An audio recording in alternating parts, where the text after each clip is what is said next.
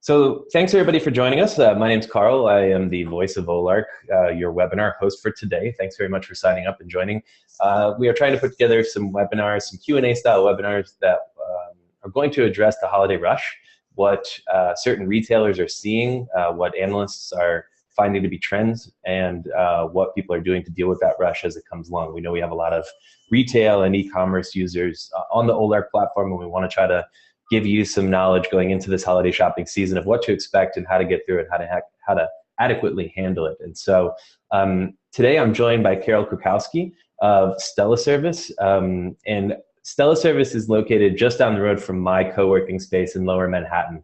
So they're actually right near the corners of Broad and Beaver Streets, kind of in that financial district. And a great company, great Olark user that I came across about a year or two ago. And really interesting concept from what they do. I'll let Carol say it, I'll put it in her own words a little bit more, but Carol manages the insights and analytics team at StellaService. They're responsible for identifying client level insights and industry level emerging trends. They work with giant retailers as well as like small to mid-sized businesses. Their analytics teams, Carol Analytics team, presents these emerging trends in thought leadership pieces, and they do that monthly. Either on webinars or to their StellaMetrics clients who are subscribed for it. She's also in a curling league here in Brooklyn, or over the bridge in Brooklyn, and she loves to travel. So please, if you're sitting at home, please welcome Carol. Give her a round of applause at your desk, whatever it may be. Carol, thanks for joining us today. Appreciate your time, and thanks so much for coming on. Yeah, thanks for having me. Very excited cool to be here. Yeah. So you guys have your finger on the pulse of retail trends when it comes to holiday shopping. You're kind of looking at various retailers throughout the year and what sort of customer experience they're providing and what they're doing, either from a technology standpoint or from a customer service experience standpoint, that's driving customer happiness forward, right? That's how I interpret it, but maybe you can tell everybody who's listening kind of how you frame it and how you describe StellaService to people.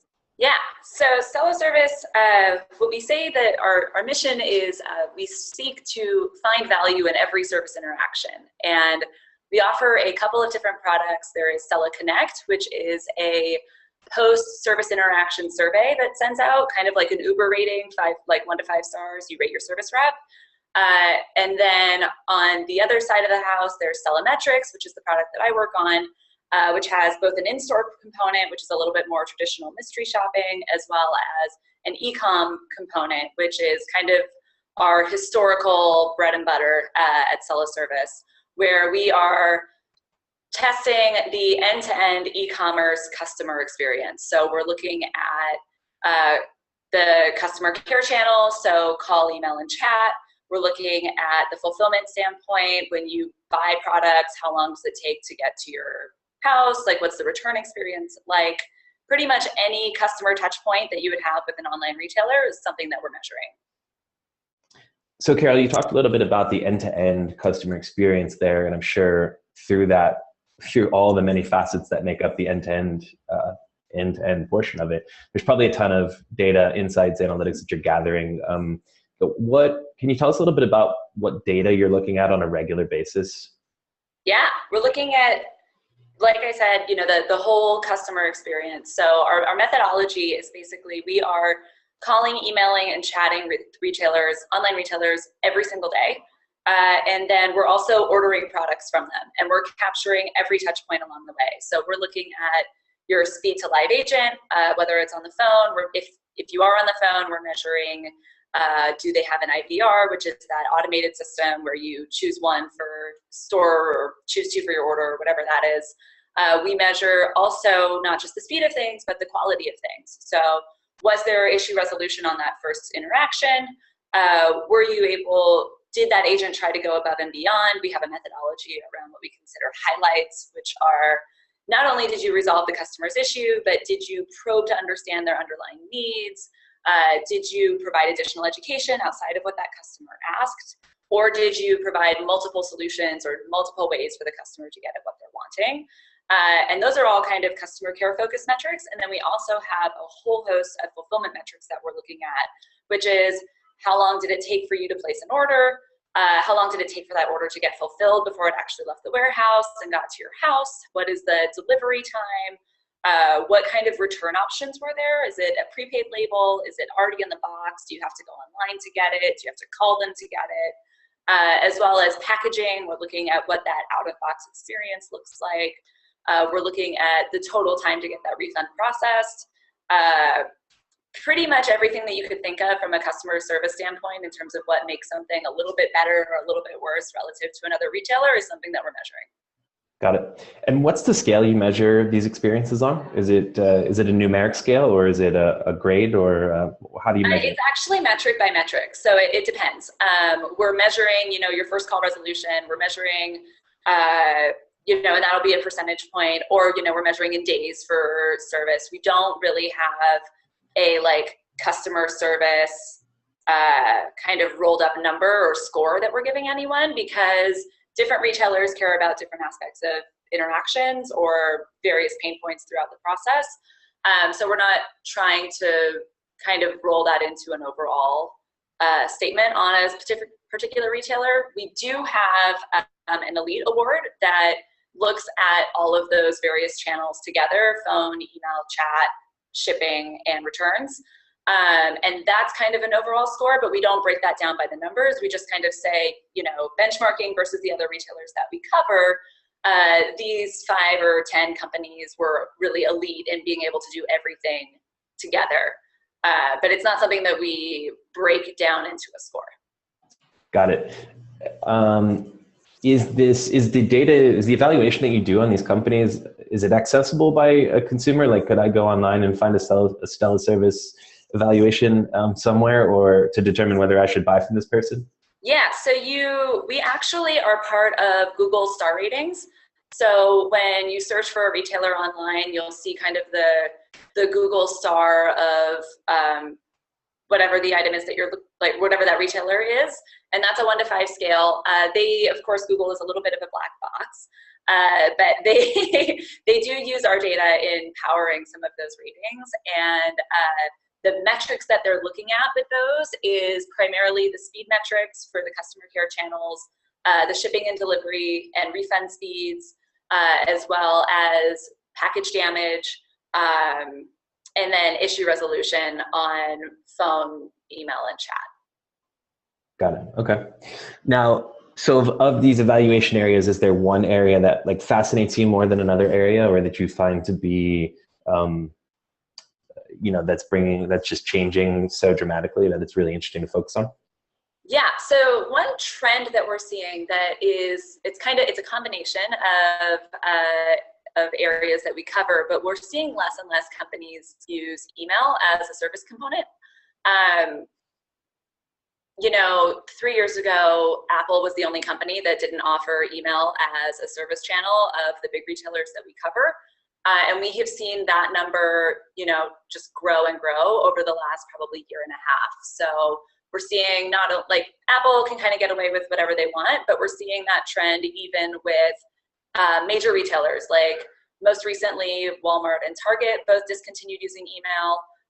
We saw JCPenney, Sears, and Nike all do it last year as well. So that's kind of a fascinating pivot, I think, from the way that customer service is being offered. And I think a lot of it has to do with this just real-time service and being able to resolve customers' issues right away. And the flip side of that coin is that we're seeing chat really grow.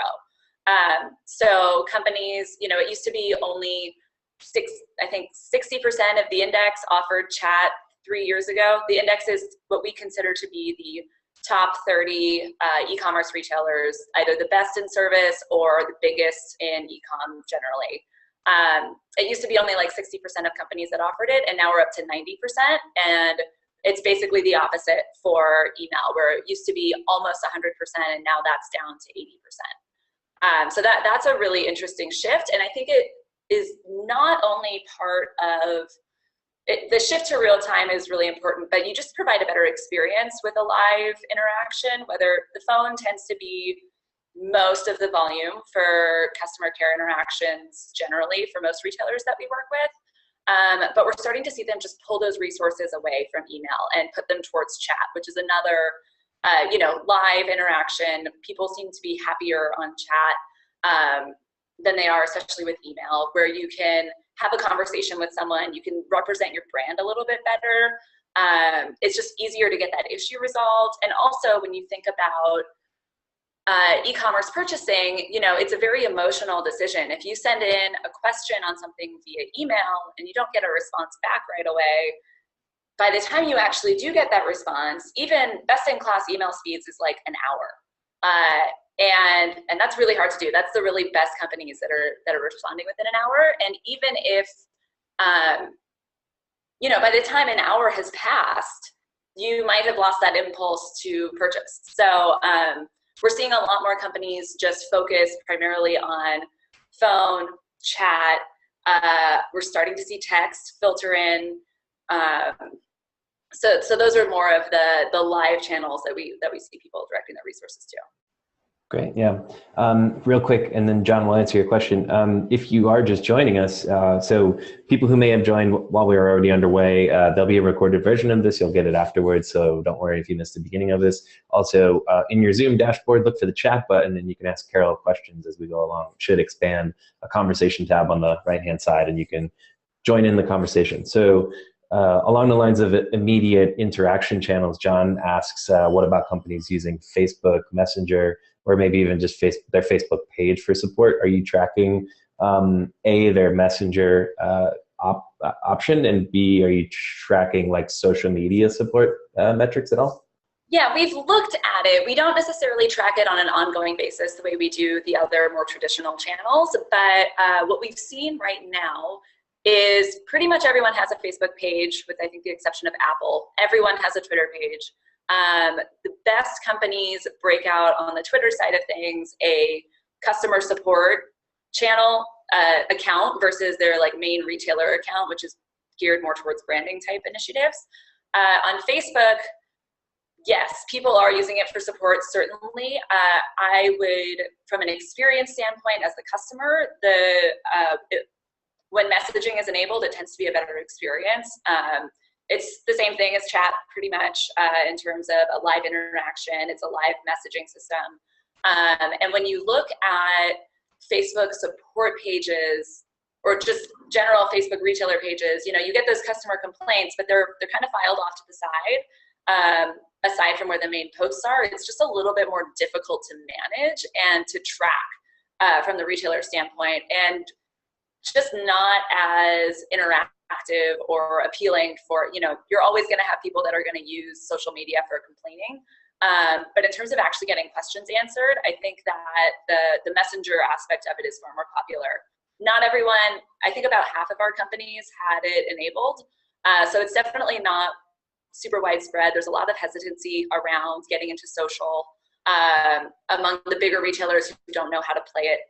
But it certainly can't be ignored.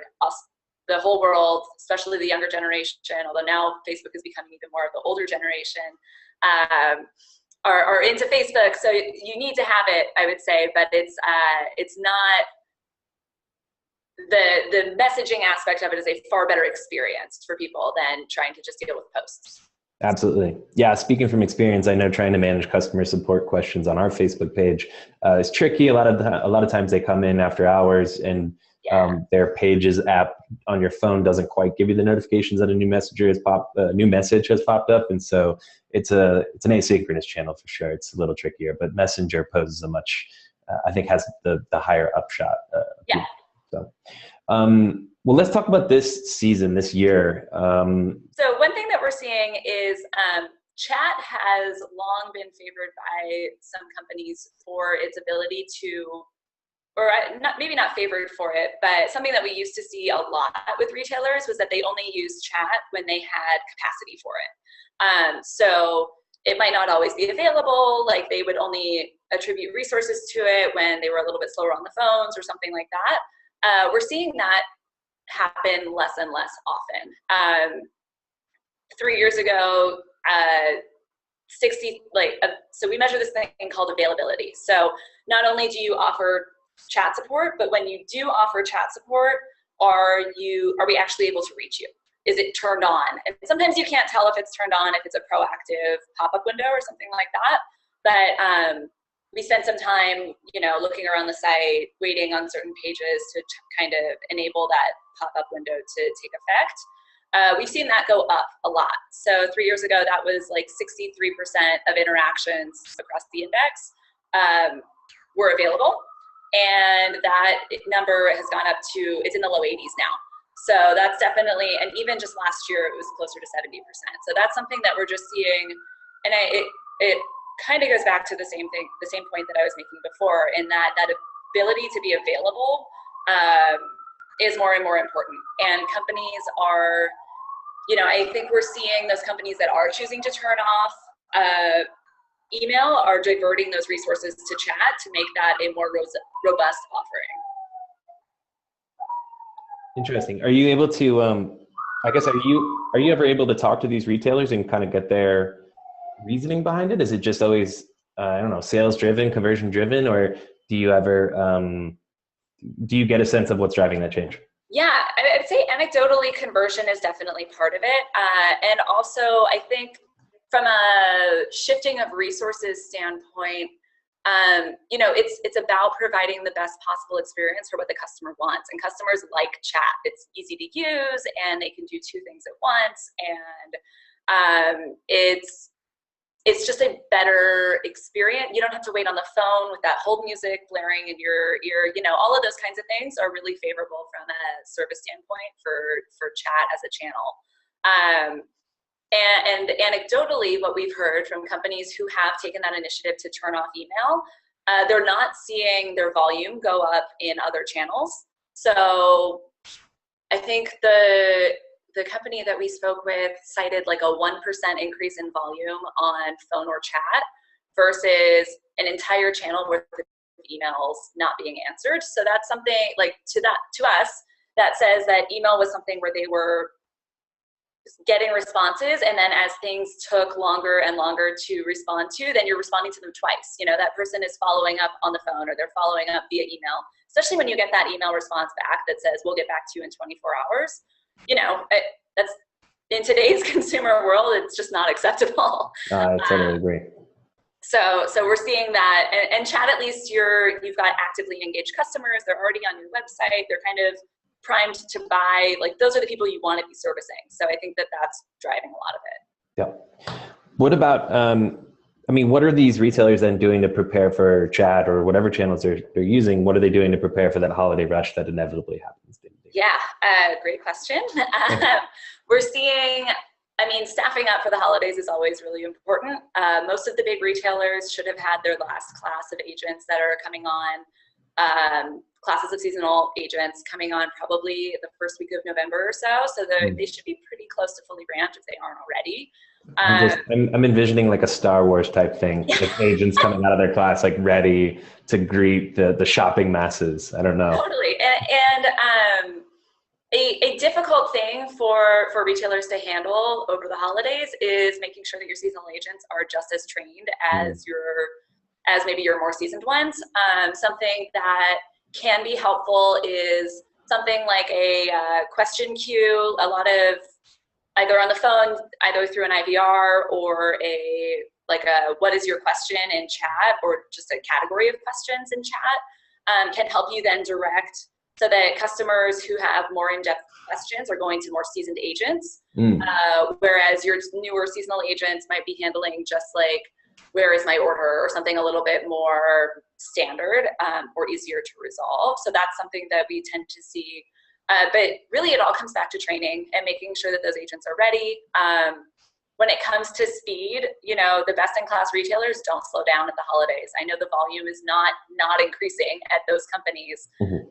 So you think about J.Crew and LL Bean and Estee Lauder, and their chat response speed stays at 20 seconds, before and after the holidays, and during, throughout the whole time. So it's really about knowing what a few things. It's about training your agents to be ready to answer those questions. Questions that take the longest to resolve are the ones where the agent doesn't know the answer. So when we look at what we call a missed opportunity, a lot of the time those interactions take a lot longer, and that goes for phone and for chat.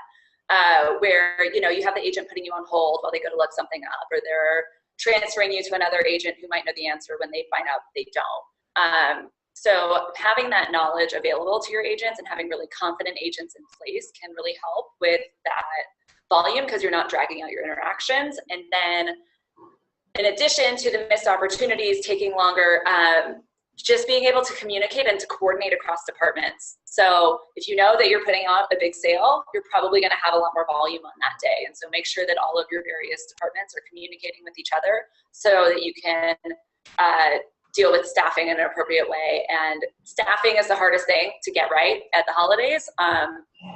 So, you know, from that standpoint, it comes back to communication and it comes back to training. So I was getting into QA. I was asking you a question about quality assurance. I didn't know if you have any insight into how they onboard agents, or the process behind that. I don't know if you guys get a look at that or not, but I was just curious if you had any. We might hear some anecdotal information here and there, but no, it's not an area that we would have a ton of insight into. One of the things that I have heard people, like clients, talk to anecdotally is kind of what I was talking about, having that triage in place, which is just kind of directing your most educated agents, getting them the harder questions or the pre-purchase questions to make sure that they can close that, versus a more simple and kind of mundane task for newer hires. Yeah, that's a great point. At Olark, we have a frontline team, and then we also have what we call a triage team, which is the support personnel with deeper engineering knowledge, and they're able to decipher trickier questions. And they're not live agents per se. It's if something gets if you can't answer it live, then it gets boosted up to them, and they're able to usually figure it out with a little bit longer resolution time. Yeah. Ben asked a question. He was saying, do you think big retailers are ever hitting not accepting chats when they get overloaded? So for some of our users who are maybe running lean customer support teams, they probably hit a max chat at some point and just kind of turn it off while they get the queue cleared, and then they come back to it again. So do you think they ever do that, or are they really just so deep with agents that they just never have to go away and never worry about it? I definitely think they do that. Not all of the retailers that we measure, but I look at, just going back to that availability metric I was talking about before, Net-a-Porter, I know, is one of them who their availability is at like 63%. That's pretty, that's for 61%. Hang on. Yeah, I've got that down here. It was pretty low. JCPenney is another one that isn't available all the time. So those companies definitely, I think, are probably managing their queues first, and whether that's only dedicated to chat or if that's chat and phone and email or whatever it might be. Sephora is another one that has low availability, but Sephora just launched chat over the summer. So I have a feeling that their chat availability has more to do with managing their flow and getting the experience right, you know, as they're rolling it out, versus necessarily the volume issue. But, you know, to my point earlier, those are the only 3 companies that have availability in the 60s these days. More and more companies are in those 80s and 90s% range, which is a lot. We're seeing less and less of that. So it definitely still happens, but it's a lot less common than it used to be. Yeah, that's an incredible number. I mean, 80% availability on chat is just like, especially for larger companies, and you're talking about big retailers that must just be hammering away on questions all day. I can caveat that to one extent where we're not trying to reach these companies in the middle of the night. So, you know, I'm sure that there is some drop off when you get to after hours support, but, you know, we try to give them the benefit of the doubt by reaching out to them when they're the most likely to be successful. Okay. So that caveat kind of still applies to what we're talking about here, but generally, yeah, we're seeing that number drop off a lot. Okay. I wanted to change gears and talk a little bit about technology. So you've talked a lot about chat and email, and a little bit about social media, Facebook Messenger, that sort of thing. Are there any other newer technologies or platforms that you're seeing that retailers are adopting to provide a better customer experience?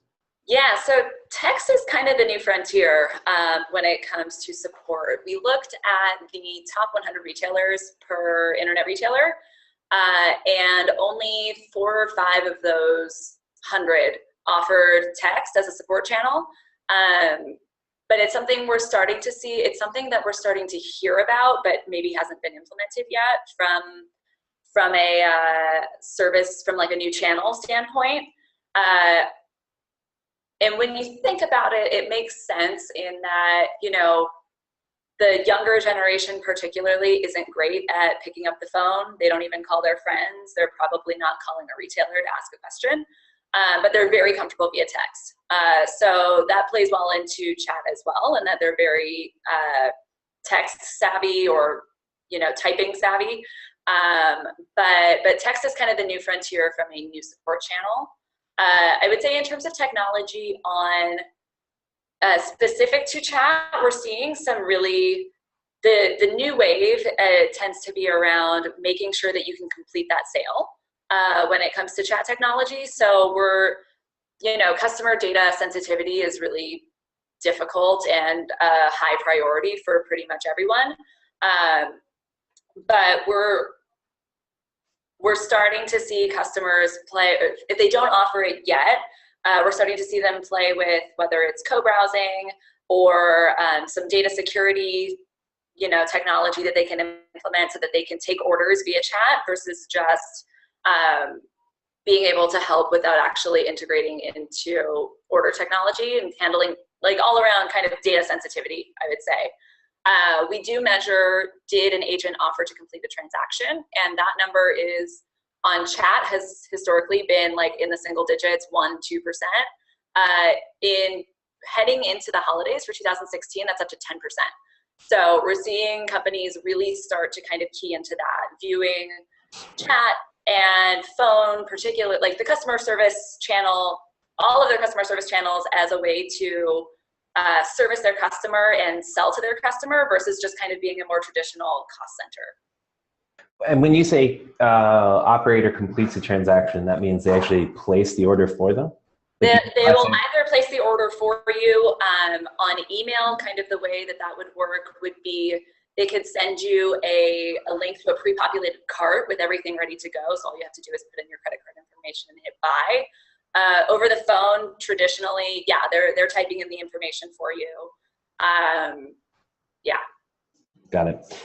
How about mobile? Are you tracking? So Ben also had a great question. He's just saying, so are you looking at how many of these retailers have like a mobile chat function enabled? Are you looking at mobile as a trend, tracking that? Yeah, we have looked at that. I don't have the like breakdown in front of me, but we've looked at it before.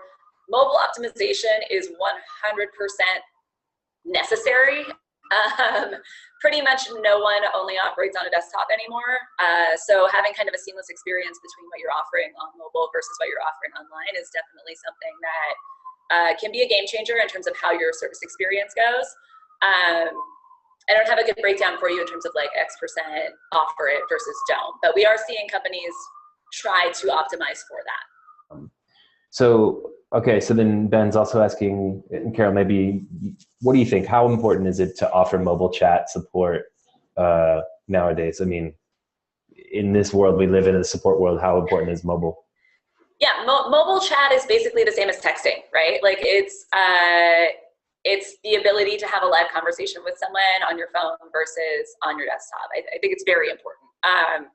It's part of being able to interact with your customer wherever your customer is. And your customer is shopping in the store, you know, while they're shopping on their phone in the store, they're shopping on their phone, waiting, they're shopping everywhere. You know, it's not a, we are primed to be mobile users. So whether that's a mobile chat option or a text option, which the retailers that I've spoken with that use text to the agents, it looks the same as a chat window for them. They know that it's come via text, but they are operating and answering questions the same way that they would for a chat. It's, yeah, the same. Very. Let's finish with a question just about Cyber Monday trends. I mean, do you have a sense of how much traffic and business retailers are going to see this year, or does Stella track that at all? So we don't track traffic per se, but we do I guess, contribute to it a little bit on the support side, in that we try to stress test the retailers that we measure throughout Cyber Weekend. And for us, it's not just Black Friday or Cyber Monday, it's Cyber Weekend.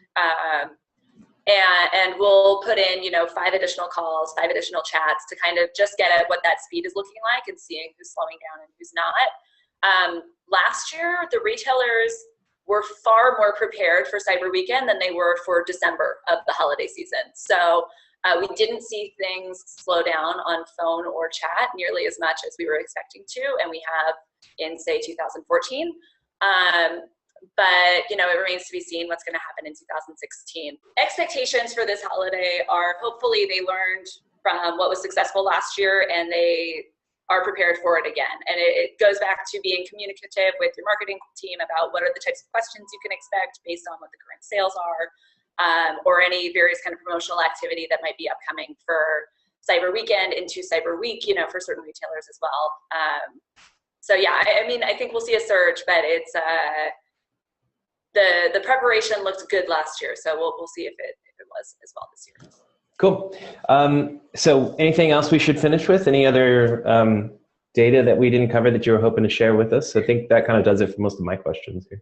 Yeah, the only other trend that we didn't really hit on is kind of just the omni-channel discussion that we've had with so many companies and is becoming more and more important.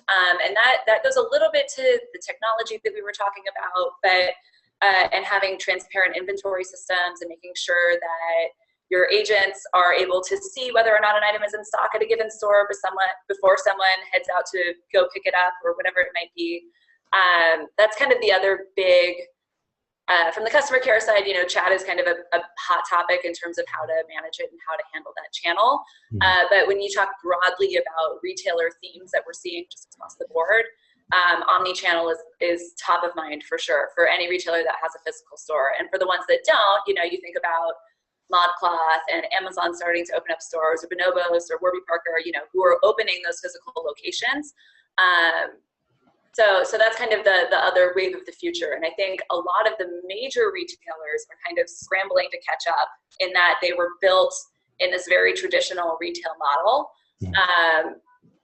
And had an e-com store and had a in-store store, and their technologies were completely separate. We're now starting to finally see those technologies come together. Those retailers are realizing that you have to be one store across all of the channels, and that talks again to, as we've talked about already, just being there for your customers where your customers want to be. So if that's mobile, if that's chat, if that's text, whatever it is it in store? Is it online? Having that flexibility is also kind of a really big thing we're seeing. Awesome. Carol, also anything, how can people get in touch with you? Is it possible to get in touch with you? Yeah, certainly. Carol at StellaService.com is the best way to reach me. So I'm happy to chat with anyone about Stella or general e-commerce trends, certainly. Perfect. Well, Carol, thanks again. I don't think we have any other questions. I think we've gotten through everybody's questions here today, but obviously you've got Carol's email, you've got my email now as well. We're both here, happy to answer more questions as we get into this busy season. So Carol, thank you again. Appreciate it. Thank you. And thanks everybody for joining us. I think we'll sign off for today. Have a great day. Good luck this holiday season. All right. Bye-bye. Bye-bye.